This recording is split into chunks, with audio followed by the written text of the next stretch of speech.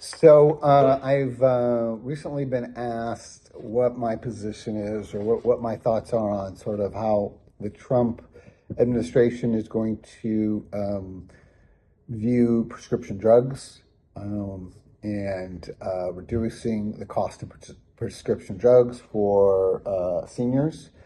And I think, we'll assume that, that Medicare would be the vehicle in which, you would be buying those prescription drugs. So in order to answer that question, we have to kind of take a small step back and we have to consider that, how this whole thing began. And that is during the previous administration, whether you like them or don't like them, they did have a policy that they were going to start negotiating prescription drug costs for Medicare recipients the same way that they were going to do it for the way they did it for Medicaid.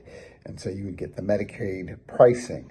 And I think anyone who is a diabetic has kind of seen that work with insulin, which now if anyone who's on insulin, you're paying $35, which is, much less than you would have been paying a few years ago.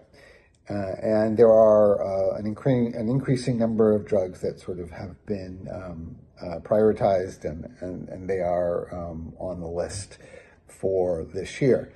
However, the Trump administration has already stated that they are going to not pursue those kind of arrangements moving forward. They may change their mind, but whatever drugs you are getting at a discounted basis for now is all you're probably going to get for the next 4 years. And then if the administration changes, you may see a revert back to that policy, which I think ultimately, getting better prices on drugs for Medicare recipients, I think is not a bad thing. And even for if you're on Medicare, you're most likely going to be on Social Security, so you're on a fixed income. So anything that can happen there is, I think, going to be in the best interest of the aging population.